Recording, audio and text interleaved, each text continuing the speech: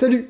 Aujourd'hui, on ne va pas parler de coaching à proprement parler. On va parler de votre responsabilité. Vous avez une responsabilité dans le cadre du Covid-19 et elle est cruciale. Je vous préviens, cette vidéo n'est en rien comparable à tout ce que j'ai pu faire, produire sur cette chaîne depuis un an. Pour la première fois depuis un an, je vais cesser d'être simplement un ouvreur de conscience et j'ai décidé d'être un motivateur et surtout un agitateur, un coach, mais comme je le suis plutôt en séance que sur les vidéos. Alors accrochez-vous, vous méritez ce qui va suivre. La crise du Covid-19 nous a appris énormément de choses sur nous, nos fragilités, notre société, ses fragilités. Et qu'on soit clair, le portrait dressé de notre manière de vivre actuelle n'est pas flatteur et de loin. Ça fait 7 ans que je me bats chaque jour pour que mes clients soient bien dans leur vie pro. Ça fait 7 ans qu'on me dit que je devrais me concentrer sur la transformation digitale et la résistance au changement au lieu de m'intéresser au bonheur des gens. 7 ans que j'entends des conneries monumentales autour du travail pour finalement avoir raison 6 mois plus tard quand un employé part en burn-out et ne revient pas. Jamais. 7 ans à voir des confrères humains souffrir à leur poste de travail au lieu d'exceller. Aller voir se résigner à appliquer des idées stupides, des mauvaises idées, au lieu d'avoir la possibilité d'exprimer leur avis, leur opinion, leurs idées. Là, je vais vous parler de ce qui, je pense, est le plus mis en valeur par cette crise. Nous sommes victimes d'une conception erronée du travail. Nous avons mal calculé notre coût autour de la vie professionnelle et de l'équilibre vie pro-vie perso.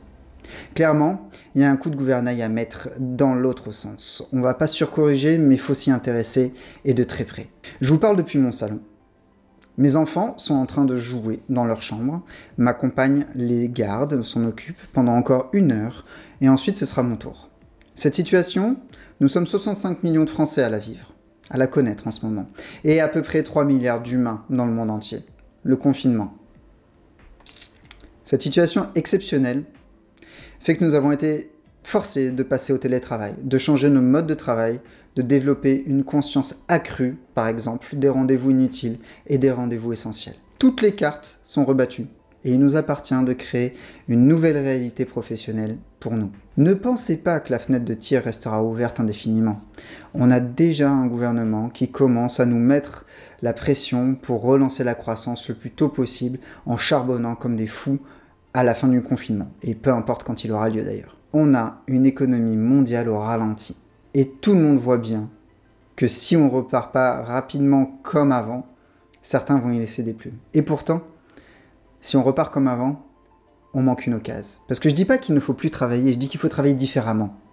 Nous avons la responsabilité pour nos vies de changer comment nous travaillons. Le travail rend malade, rend malheureux, alors qu'il pourrait être l'occasion d'un merveilleux épanouissement. Nous avons une possibilité unique, là, maintenant, tout de suite, une possibilité presque aussi fondamentale que mai 68 ou que les congés payés pour rebattre les cartes et changer notre rapport à la vie professionnelle et à l'équilibre vie pro-vie perso. Et à tous ceux à qui on disait le télétravail n'est pas possible, vous avez maintenant la preuve du contraire.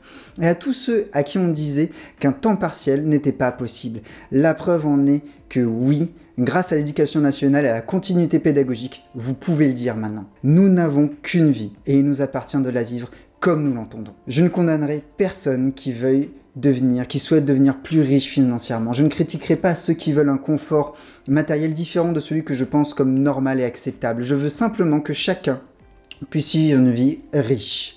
Une vie dans laquelle ils ont un travail qui les rend heureux, une vie perso qui les fasse vibrer, qui les fasse sourire, et une vie intérieure qui leur corresponde. Je sais que j'en demande beaucoup, il n'y a pas de problème, c'est tout le temps le cas, beaucoup, énormément, mais nous sommes clairement à la croisée des chemins, et nous avons cette possibilité d'en demander beaucoup, parce que face à nous, nous avons un choix de base, continuer ou évoluer.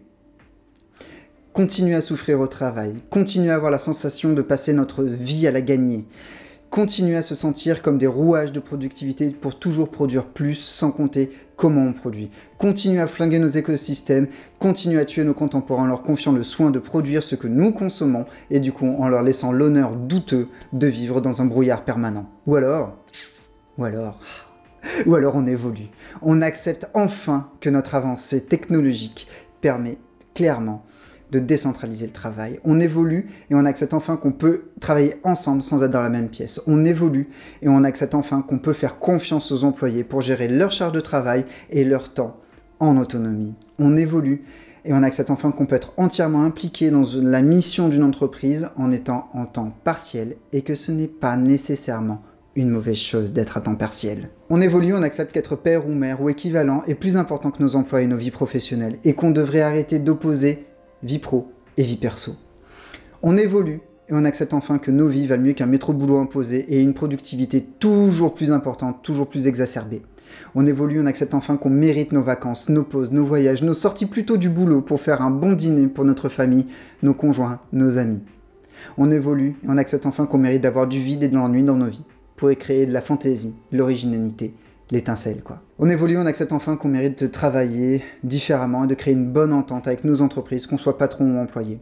On évolue, on accepte enfin qu'on mérite de développer une gestion intelligente des tâches et que moins d'heures ne veut pas dire moins de résultats et ne devrait pas vouloir dire nécessairement moins de rémunération. Cette évolution-là, elle est possible car nous avons un appel d'air créé par le confinement. Nous avons la responsabilité de prendre les rênes de notre vie et de planter les graines d'une autre relation au bien-être professionnel et personnel. Mais c'est pas que pour nous.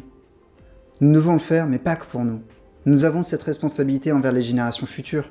Nous devons faire évoluer les mentalités autour du travail, de la vie pro, de la vie perso, pour permettre à nos enfants d'en profiter eux aussi. Nous n'aurons jamais le même pouvoir d'achat que nos parents, le plein emploi qu'ils ont pu connaître, que nos grands-parents ont pu connaître.